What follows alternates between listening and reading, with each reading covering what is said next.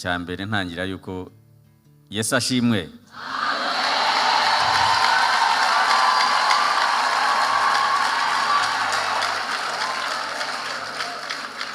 Hanyuma ikindi ngiye gukurikizaho murasubira mu byo mvuze. Mpiyo cut out. Gera amahoro. Gera amahoro. Gera amahoro. Amashingo kaci. Ni ikibazo gikomeye cyane. Abantu bararangara bakajya muri telefoni bagatwara imodoka ari mu muhanda ariko badahari, uretse kuba hari physical atwaye imodoka akaba aravuga kuri telefoni. Iyo wavugiye kuri telefoni ukavuga n'umuntu uri Rubavu, buryo wagiye Rubavu. Mwari mubizi niko imeze. Niba uvuga n'umuntu uri Dubai, wagiye Dubai. Ariko reba kuba uri hano ku muhanda utwara imodoka hano kandi ubwenge buri Dubai.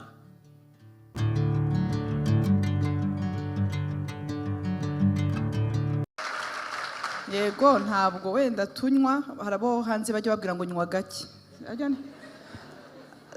Ngo nywa gake ubasha kugira, ariko twebwe nta nizo tunywa. Ariko urumva ko natwe dusinda umwuka wera kugira ngo natwe ejo tutazatandukira ugasanga ugezeyo bitari amahoro.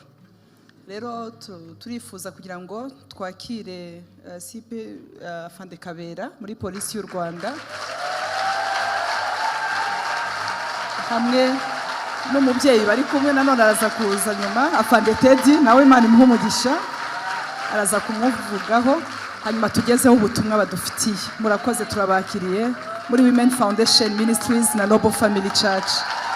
Imana ibahe umugisha kubwo murimo mwiza. Muraho mwese.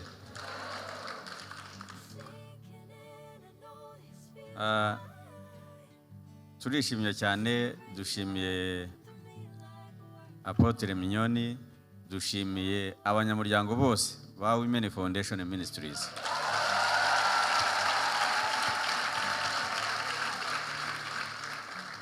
Kuba mwatwakiriye hano kugira ngo kuri uyu mugoroba tubagezeho ubutumwa bwa polisi mu izina ry'ubuyobozi bwa polisi. Nkuko yarabivuze, ndi CP John Bosco Kabera, nkaba ndi umuvugizi wa polisi ariko nkaba n'umuyobozi w'ishami rishinzwe itangazamakuru no guhuza abaturage na polisi. Nazanye rero na SCP Teddy Ruyenzi, yahaguruka nawe akabasuhuza.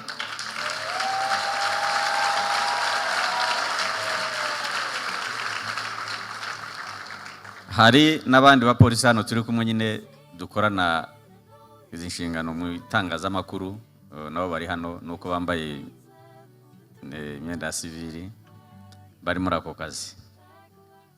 Ndagira ngo rero mbabwire ko icyambere ntangira yuko Yesu ashimwe.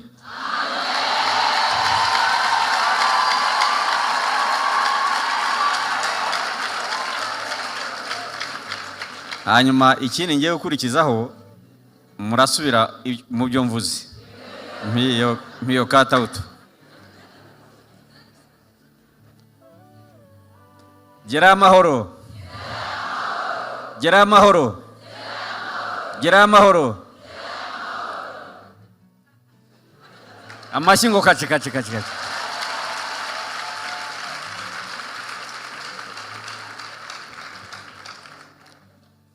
Gera amahoro ubundi nta nubwo ari concept ya polisi gusa.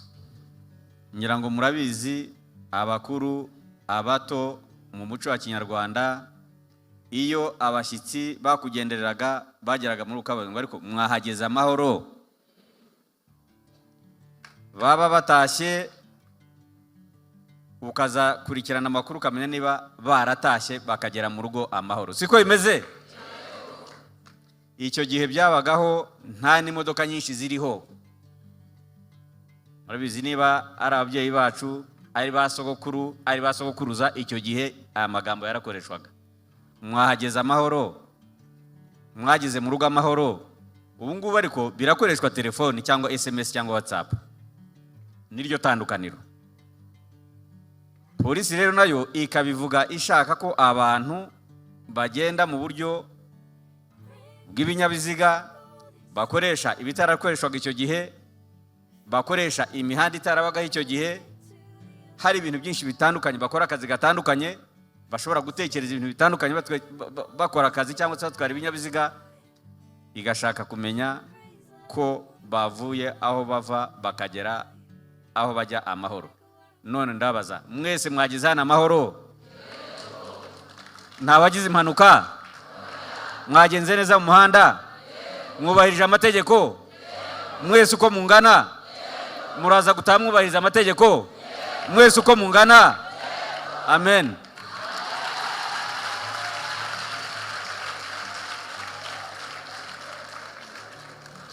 Ndagira ngo mbabwire uko rero nyuma y'igihe kirekire ubukangurambaga bwagera amahoro busa naho bwasubitswe, bwarasubitswe na gahunda ya Guma mu Rugo, ubu bwarasubukuwe aho Guma mu Rugo irangiriye.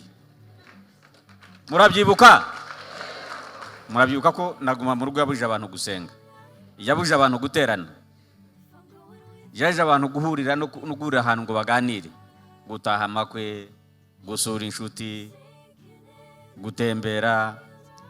Havaho Guma mu Rugo, havaho Guma mu karere, havaho Guma mu karere, havaho Guma mu murenge. Murabyibuka?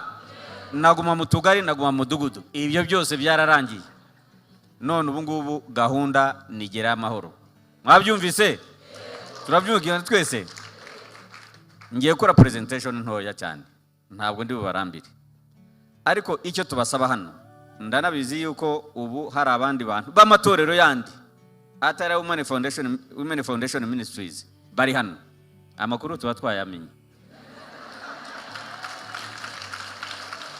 Ahantu tutazagera ejo kwa gatandatu ku Badventiste umunsi wa karindwi, aho tutazagera ku cyumweru, ubutumwa muzabudutangire. Nyakubahwa Apotre, turasaba yuko abanyamuryango bose ba Women Foundation Ministries polisi irabasaba kubabera ambasaderi.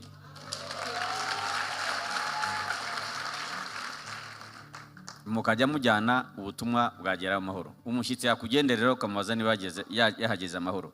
Yataha yagera ukamubwira uti gera amahoro, ariko yanagera mu rugo ukamukurikira message cyangwa telefoni ukamubaza niba yageze amahoro.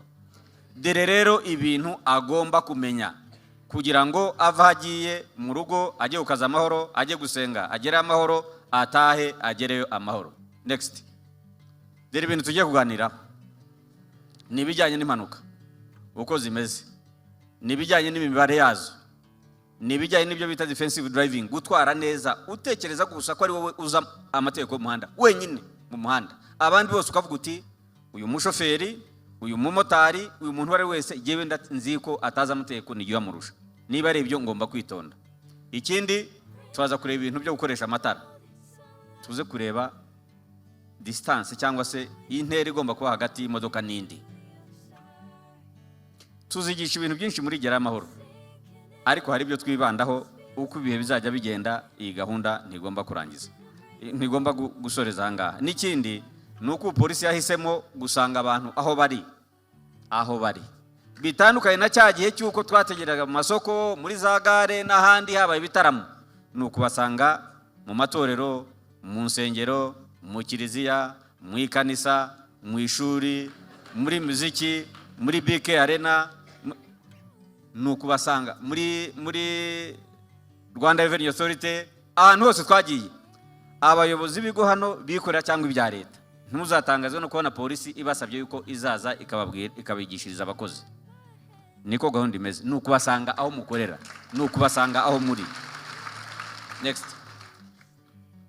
Ishami ry'umuryango, ishami mpuzamahanga rishinzwe, ikigo mpuzamahanga gishinzwe ubuzima cyangwa se World Health Organization, ivuga yuko abantu 1,350,000 bahitwa n'impanuka buri mwaka. Murabyibonera, ntabwo ari polisi bihimba. Impanuka ziri ku mwanya wa 8 ku guhitana abantu benshi ku isi. Zika ku mwanya wa mbere ku guhitana abantu bafite hagati y'umwaka umwe n'imyaka 29. Murumva ko bikomeye cyane. Nibikomeye. Ikindi nuko ibihugu byacu bikennye cyangwa se ibihugu bikennye cyangwa se bikiri mu nzira y'amajyambere bifite imodoka imwe ku ijana z'imodoka zose zo ku isi, ariko bigakuba inshuro 3 mu guteza impanuka. So ibyo bijyanye bishobora kuba bijyanye na facteurs nyinshi cyane. Iya mbere n'abantu batuye muri ibyo bihugu wenda kuba batajijwe amategeko y'umuhanda cyangwa se batanamenye uburyo bagomba kugenda mu muhanda. Icya kabiri bishobora kuba ari ibikorwa remezo. Icya gatatu ni attitude cyangwa se uburyo abantu nabo babyumva bakigishwa bakumva cyangwa ntibumve bakavuga nta kibazo. Ni ikibazo gikomeye cyane. Ikindi nuko ku rwego rwa Afurika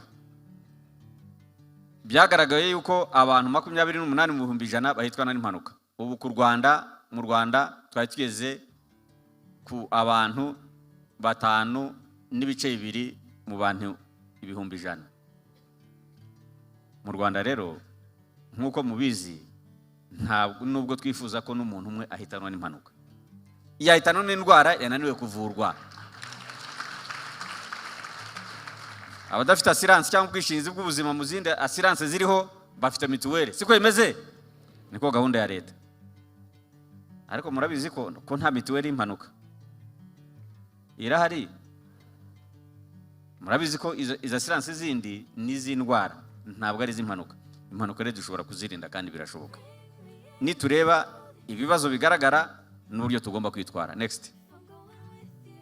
Mu Rwanda mu 2009 kugeza mu 2019 dere umwanya impanuka zariho zihitana abantu.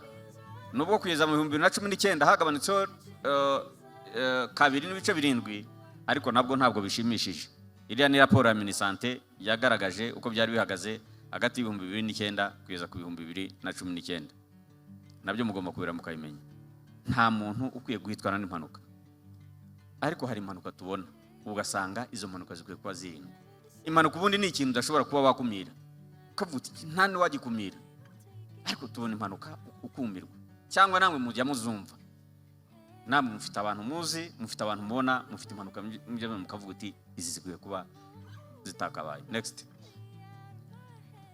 Ngira ngo ndaza kwegera hano ibitera impanuka bitandukanye. Cyane cyane harimo kurangara mu muhanda. Ibyo bita reckless driving. Ni ikibazo gikomeye cyane. Abantu bararangara bakajya muri telefoni bagatwara imodoka ari mu muhanda ariko badahari, uretse kuba hari physical aratwaye imodoka akaba aravuga kuri telefoni. Iyo wavugiye kuri telefoni ukavuga n'umuntu uri Rubavu, buri wagiye Rubavu. Mwari mubizi? Niko imeze. Niba uvuga n'umuntu uri Dubai, wagiye Dubai. Ariko reba kuba uri hano ku muhanda utwara imodoka hano kandi ubwenge buri Dubai. Niko imeze. Ubwo wagiye. Ikindi ni ikijyanye n'ibintu byo kwegerana cyane.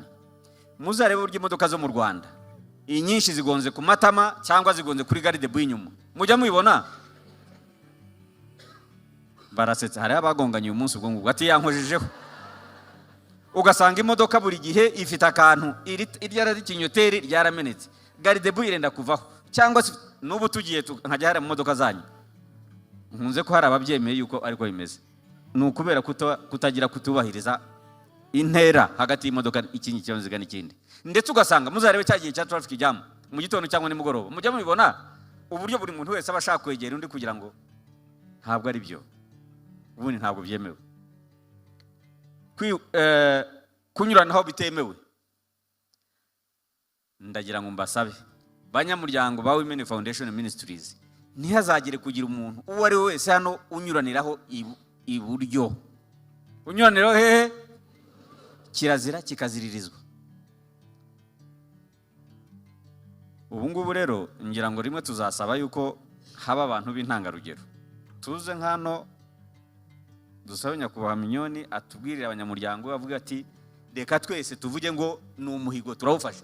Nta muntu umunyamuryango wa Women Foundation Ministries uzongera kunyuraniraho iburyo.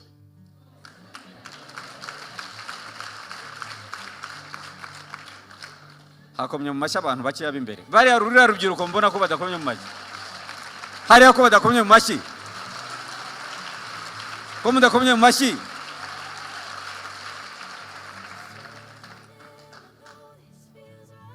Icyo turacyemeye.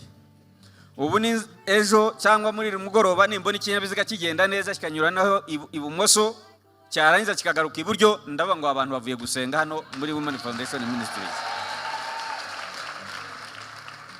Ubu nigiye kuba reference, nta kundi byaje. Nzavuga ngo abantu nkurikije ukuntu mwishimye, mukeye, mukomye mu mashyi, inyigisho murimo kuyumva murayikurikira cyane.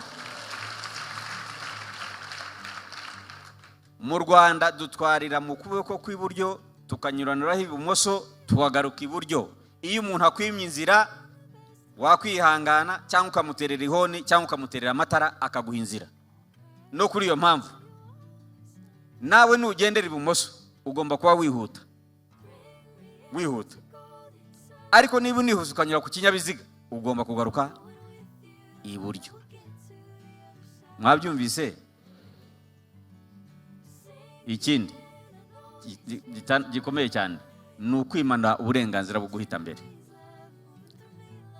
Sinzi ko nabaha ikizami, ariko nagiye uyu musore biremewe gutanga iyi test mu biremewe. Iyi modoka zihuriye muri rompuwe irimo niyinjiramo niyo ifite uburenganzira bwo guhita mbere. Akira.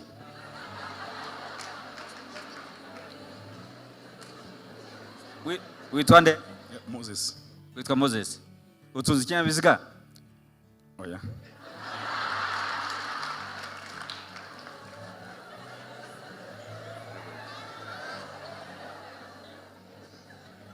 Roneza. Witwa nde? Nicole. Utunze ikinyabiziga?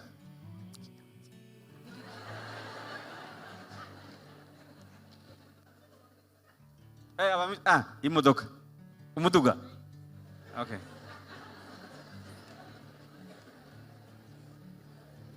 Uyu ntabwo ari umuhakanire kuko ndabona ko nta cyana. Ni umushoferi. Nitwe Emmanuel Byishaka. Emmanuel Byishaka. Uri umushoferi w'ikinyabiziga. Ndagira nkwe test. Iyi kinyabiziga cyinjira muri rompuwe cyangwa se mu masangano y'inzira kigahuriramo n'ikirimo, ni ikihe gihita mbere? Abanza icyari kirimo. Mumukomere mu mashyi mwese. Kuva uyu munsi itariki 25 z'ukwezi kwa munani isaa 12:37 abanyamuryango ba Women Foundation Ministries duhuriye hano bazajya baha uburenganzira ibinyabiziga biri mu masangano y'umuhanda cyangwa rompuwe bihite mbere. Niko imeze? Ngo ni mwihamashi mwese. Mwihamashi.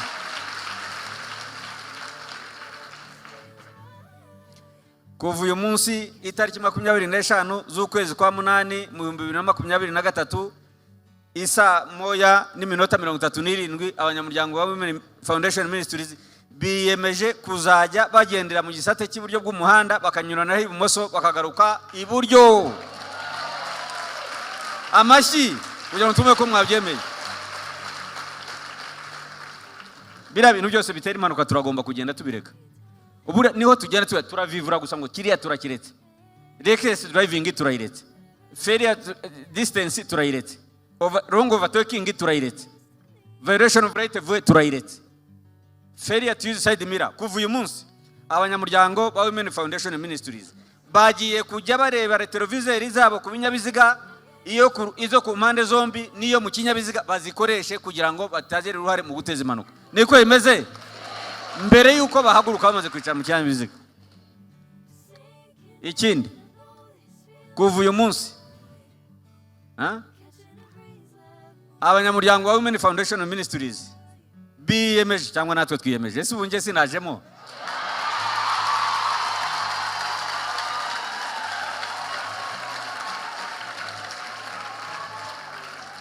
Biyemeje kujya bagendera mu kuboko kw'iburyo bw'umuhanda, gutwara neza ikinyabiziga. Mwabyumvise? Kutagira umuvuduko, kudatwara ikinyabiziga wanyoye ibiki ibisindisha. Twabyemeye? Amashyi ko mutavugije aho ngaho. Next. Mwabibonye rero aha ngaha birakomeye cyane. Aha turimo kureba impanuka uko zabaye bigendeye kuri genda.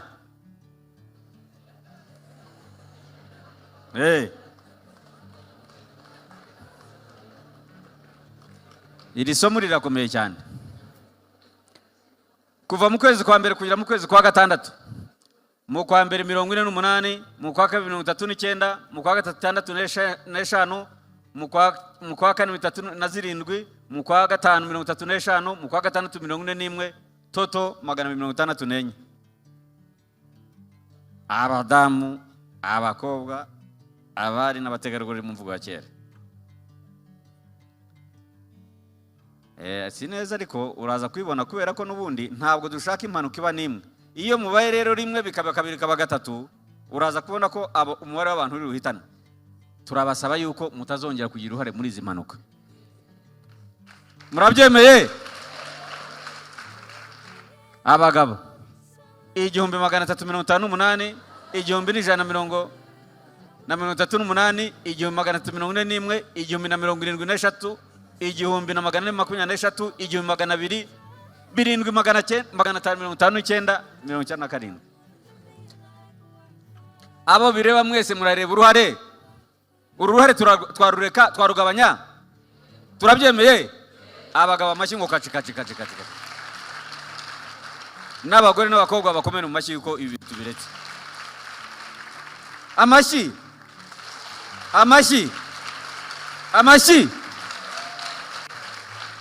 Next. Dore ko byari bimeze rero. Kumura abantu bahita n'impanuka muri zira mpanuka. Gatatu bahitana 17%. Abazimara gatatu buriya mwakuba. Urumva inshuro zirenga 5. Abantu noneho bahitanywe n'impanuka. Muri za zindi na za zindi zigahitana 83%. Mwabibonye? Nibikomeye? Twese dufatanyije mwumvise ubutumwa dushobora kugabanya izi mfu zikomoka ku mpanuka. Next. Twakora dutereye kugira ngo dutware ikinyabiziga neza. Icyambere, nyamuneka mujye mushyira umutima wanyu kwiga ibinyabiziga. Nta bintu byo gushakisha amahirwe biriho. Ndabaho urugero. Itariki 7 z'ukwezi kwa gatandatu uyu mwaka twasohoye itangazo rishaka gukoresha abantu ibizamini 251,310. Bari bamaziye batarakoze ibizamini kubera Covid no gutunganya system z'abandi twakoranaga. Dutanga itangazo turavuga ngo abo bantu bari biyandikishije kuva mu kwezi kwa gatandatu kugeza mu kwezi kwa gatandatu k'umwaka utaha 2024 turashaka kubakoresha mu mezi 2. Muzi uko byagenze? Uko byagenze nuko abantu 111 gusa aribo bari biteguye gukora ibizamini. Abandi bantu 130 batubwiye yuko batari bitegura gukora ibizamini. Ntabwo bari bakize.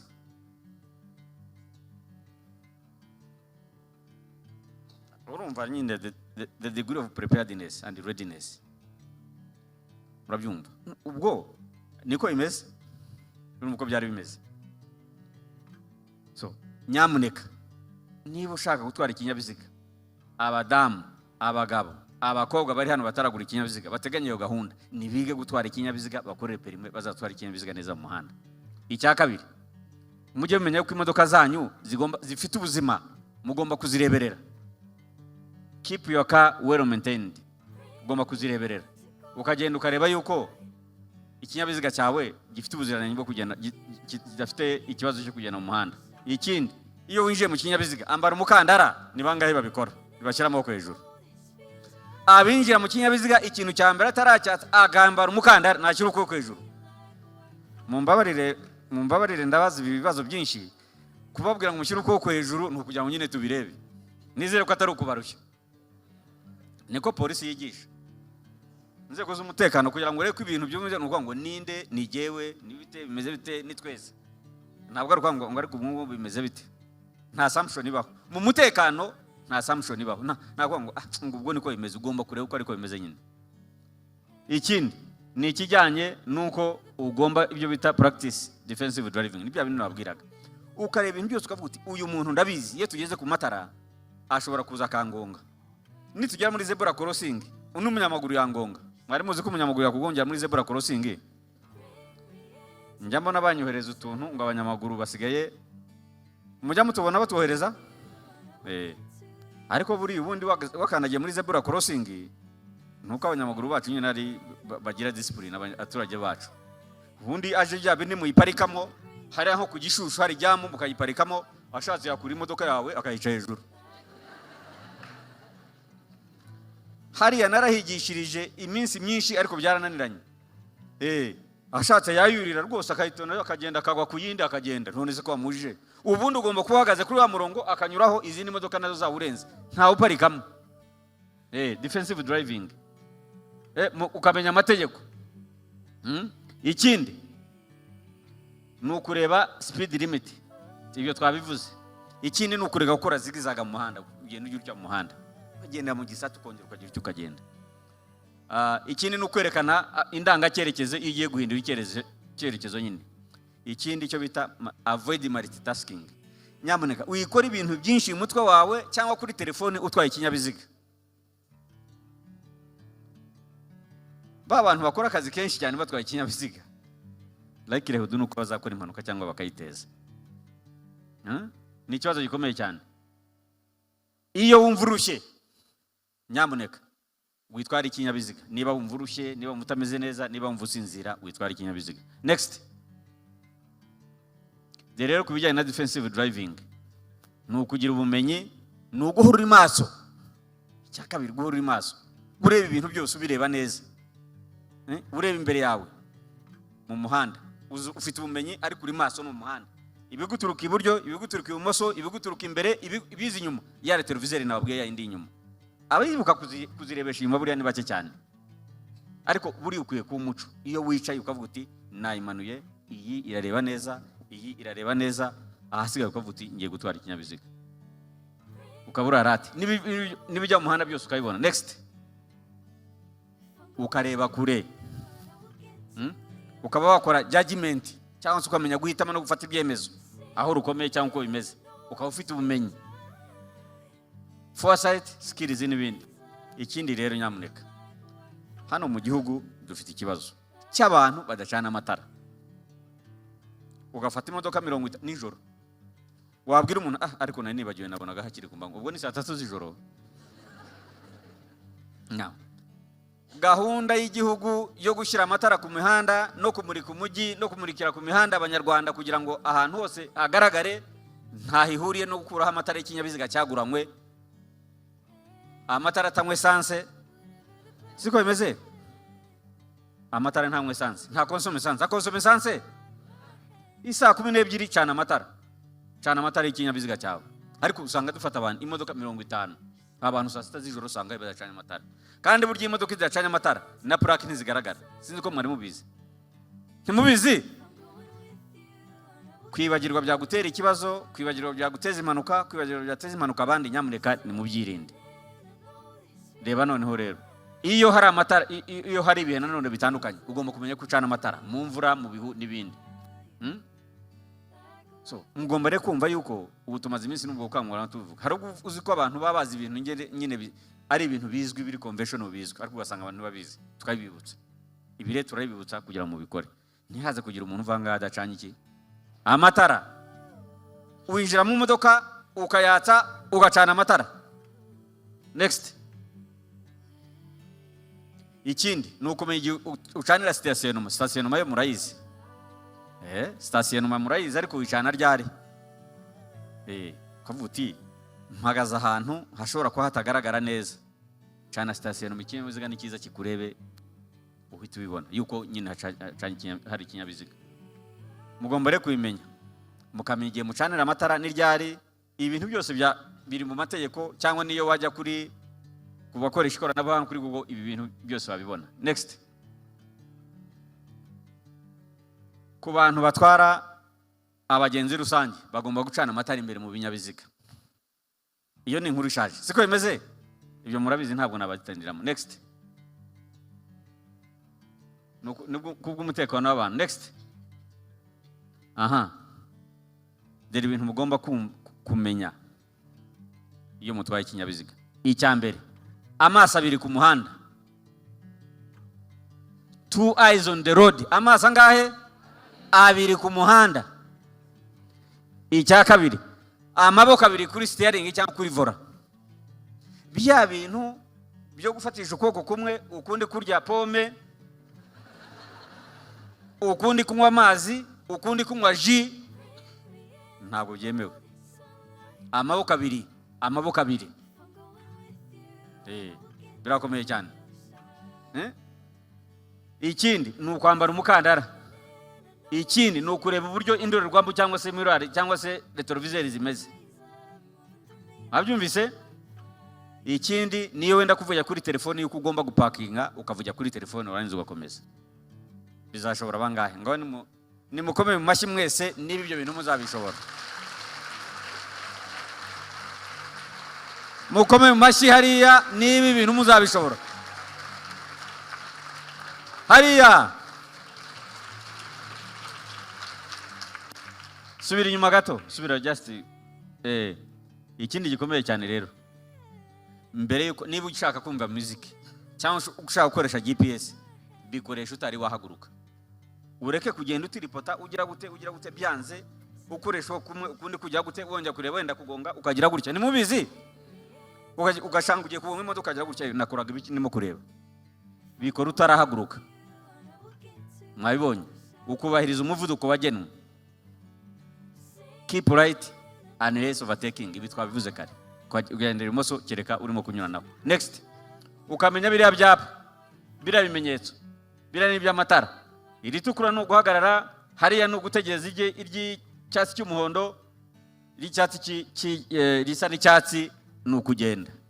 Biriya bintu mukayimenya. Next. Aha. Bino bintu birakomeye cyane mubanze mu birebe. Uriya muntu yarushye. Uriya muntu yarushye ntabwo ugomba gutwara ikinyabiziga. Ugomba kuba umutwe uri muzima. Uriya muntu wundi dere uko ameze, dere kiriya kirahure cyo hirya. Mugomba kwirinda ibi bintu. Ntugatwara ikinyabiziga warushye. Nkuko bigaragarizwa n'abantu. Nyamuneka ni ikintu gikomeye cyane. Next. Ndabanza ndeke mureba ari amashusho sha. Ayi.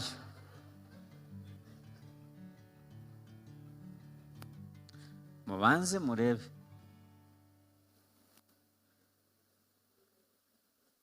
Ufite pointer yanjye? Pointer. Abantu bavugira kuri telefone bagize gutya bafite ka hot chocolate. Mwababonye? Biriya bintu mubireke. Umuntu ugenda wereka undi utwaye imodoka akamwereka akantu kuri telefone kirazira kikaziririzwa. Uriya muntu ugenda usoma. Mwamubonye? Mfite dosiye nirukanka ngiye kugira gute nakererewe ariko mfite dosiye hano nkarebaho ndagenda ngiye gukora presentation reka ndebe nongere. Siko imeze. Biriya bintu ntabwo byemewe. Uriya muntu reba akaboko kamwe akandi karimo kurya. Uwe distracted. Ntabwo ushobora gutwara ikinyabiziga wakora impanuka. Uriya arimo gutextinga, arimo gusaba message. Uriya arimo kumva ubutumwa. Biriya bintu ntabwo byemewe. Next. Aha. Icyambere. Ingaruka zabiriye. Iyo utwara ikinyabiziga uvugira kuri telefone ibya byo kugira impanuka byikubishura nye. Ni raporo ya World Health Organization 2015-2018. Iyo irimo kwandika ubutumwa cyangwa urimo kubusoma inshuro zikuba 23. Ibyago byo kugira impanuka byikuba inshuro 23. Reka turebe noneho ko uyu muhigo tuwemera. Noneho tugiye ngo twebwe abanyamuryango ba Women Foundation Ministries twiyemeje. Reka murasubiramo. Ngiye gutangira mbabwire noneho ngiye gutangira citation noneho nimurangiza musubiremo. Twebwe abanyamuryango ba Women Foundation Ministries uyu munsi tariki 25 z'ukwezi kwa munani 2023 isaa 1:54 twiyemeje ko tutazongera gutwara ibinyabiziga tuvugira kuri telefoni. Twiyemeje ko tutazongera gutwara ibinyabiziga twandika ubutumwa cyangwa tubusoma. Ariko mwanzo twiyemeje ko tutazongera gutwara ibinyabiziga tuvugira kuri telefoni. Amajwi. Twiyemeje ko tutazongera gutwara ikinyabiziga twandika ubutumwa cyangwa tubusoma. Ndagira ngo ndebe abantu batarimo kubumbura umunwa hano. Amashyi ukacikati mwi amashyi. Amen. Yesu ashimwe. Yesu ashimwe. Yesu ashimwe. Yesu ashimwe. Mwemeye kutazongera gutwara ibinyabiziga mu mwabyanditse. Next. Wayibonye? Ahubwo dere twarakuriya fata neza direction wayifata gutyo ukagira gutya undi ukayifata ariko please bira ntibyemewe ibintu ugakora ibyemewe ugafata direction yawe cyangwa se steering ugatwara ikinyabiziga. Next. Abana aha hantu harakomeye cyane. Abantu benshi turi hano turi ababyeyi. Abantu benshi bari hano ababyeyi n'abandi bazababyeyi. Ndagira mbabwire ko kurerera u Rwanda ejo hazaza kubijyanye n'umutekano mu muhanda tugomba kubikora tukumva ko ari inshingano zacu. Ababyeyi benshi iyo tureba bajya ku mashuri bajyanye abana ku mashuri dusanga abana bo bahagaze nkuko bigaragara hariya. Mujya mubibona bahagaze hagati y'intebe bahagaze imbere abandi babakikiye abandi bari mu idirishya. Ndagira ngo tuvuge yuko hari igihe kizagera mu mezi twateganyije n'ibyumweru twateganyije na gahunda twateganyije gukora policing cyangwa gukora kuri gahunda y'uburyo abana bagenda mu modoka batwawe n'ababyeyi babajyanye ku mashuri batembereye cyangwa se bagiye ahantu hatandukanye. Hari ikintu kigaragara ko ababyeyi dutwara abana mu modoka ku buryo tutita ku mutekano wabo. Bahagaze kuri nkuko mubibona twakinguye ibirahure bareba mu idirishya abandi bari hagati y'intebe abandi tubakikiye. Wabwira umubyeyi atari ku mwana wanjye yarira ntabwo namushyira hariya. Wahitamo ko umwana wawe arira cyangwa waza kugira impanuka agaca mu kirahura akagusanga hari imbere akagikubitamo agasohoka. Ariko umwana iyo umutoje akiri mutoyi kumwambika umukandara hari inyuma ukajya imbere ni umuco akurana. Niyo afite amezi ukabimukora arinda abikorana. Nagura n'ikinyabiziga cye azamenya ko ibyo bintu ari amategeko ariko bimeze. Siko bimeze? Kuva uyu munsi abanyamuryango ba Women Foundation Ministries bafite abana cyangwa bajya batwara abana mu modoka twiyemeje ko tuzajya twicaza abana mu ntebe z'inyuma twambika imikandara aho kugira ngo bagende bahagaze hagati y'intebe tubakikiye cyangwa bahagaze mu myanya y'imbere. Turabyemeye? Amashyi. Amen. Twiyemeje ko tuzabibwira n'inshuti zacu n'abavandimwe n'abandi bantu dukorana naho tuzahura hose. Mubaye ambasaderi muzabivuga muzabivuga nimubivuga tuzabimenya. Ibyo ndabibabwiye ibyo muvuze abandi barabyandika ku mbuga nkoranyambaga na hehe n'ubutumwa no kuri WhatsApp bikatugeraho. Ugira ngo se birakomeye kumenya ibyavuzwe cyangwa ibyo abaturage bumvise ukabona ubutumwa buri forwarded many times babandi bajyabone mujya mubibona. Ubwo butumwa ujye umenya ko buba bwageze kure cyangwa bwatwitse. Siko mujya mubivuga urubyiruko hano. Rero bira bintu mureke. Ikindi bira bintu byo kugenda muri zebra crossing mwabibonye. Imodoka buri gihagarara kuri uriya murongo hari yakariko tureba kare gafite ibara ry'icyatsi. Ariko abandi bose nkuko mubibona bahagararamo. Uriya munyamuguru hepfo ashatse yakuririra modoka nibyo nababwiraga. Ntabwo ugomba guparika hariya. Don't block the crosswalks. Ntabwo byemewe cyangwa uhagararemo. Ariko buri gihe uhagarara hariya ku murongo buri gihe. Ni imodoka haba rijyamo nta muntu wemewe guparikamo ngo aparikemo. Murabyemeye? Mujya munyura ku Gishushu ejo nzahajya mu gitondo kuwa mbere. Igihe cyajya mu ndebe umuntu mvuge kandi nshobora kumumenya. Uyu muntu namubonye muri Women Foundation Ministries. cyangwa yagira gutya atafandi nakubonye ukabivuga wakandagiyemo. Next. Ibyo kugenda ku muhanda rero, turabizi yuko n'abantu bafite ibinyabiziga bagenza amaguru, turabizi yuko dufite abaturanyi n'abavandimwe bagenza amaguru. Nyamuneka iyo ugenda ku muhanda dore amahame ugomba kubahiriza. Icya mbere, ugomba kugenda ureba ibinyabiziga aho bituruka, bitaguturuka inyuma. Ibintu byose by'umutuku bivuze yuko uriya muntu agenda nabi bariya. Ariko buri gihe genda unyurana n'ibinyabiziga bikureba aho wowe ubireba aho bituruka, kugira ngo nibishaka kugira ngo byagutera ikibazo ube wahunga. Mwabyumvise? Mwabyumvishije? Buri gihe banyamuryango wa Women Foundation Ministries, ejo muzatanga ubutumwa ubwo mwizi uyu munsi. Amen.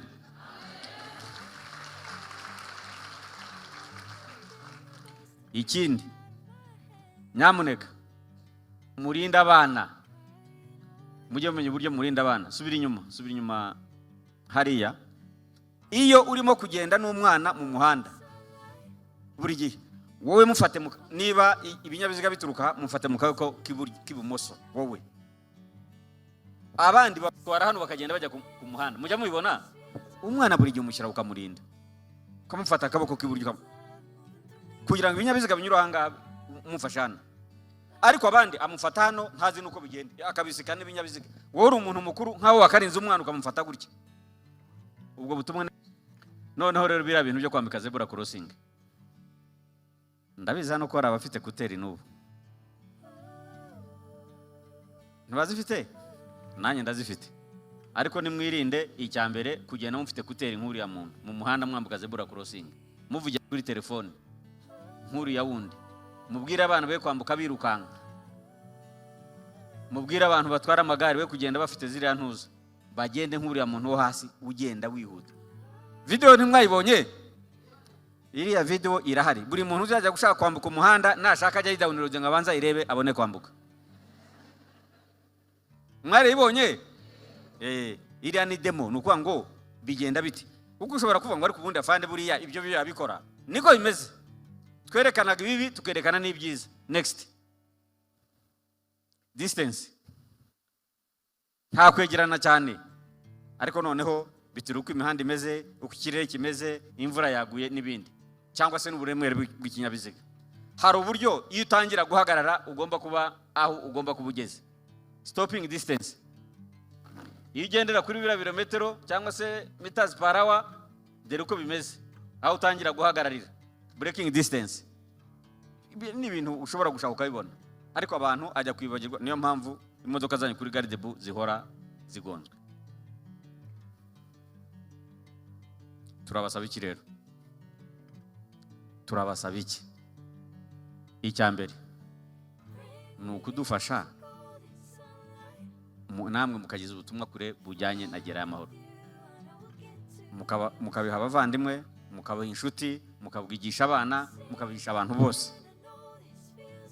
Ariko kubw'umwihariko kuri Women Foundation Ministries batubwiye yuko mufite uburyo mugeza ubutumwa ku banyamuryango banyu bataje gusenga. Turizera ko 22,000 cyangwa 50 cyangwa 100 bari bubone ubutumwa twabagejejeho uyu munsi. Ariko n'ubutaha nyakubahwa Apotre gusaba abakirisitu ko kubaza abakirisitu ko bageze hano amahoro, ukababwira ko bari bugere amahoro, byaba byunganira ijambo ry'Imana kuko nayo ishaka ko muyisenga muri bazima. Roho nzima muki? Roho nzima muki? Kugira ngo ugire ubuzima ugomba kuba uriho. Siko bimeze? Nuruca abana. Twese tugira amahoro.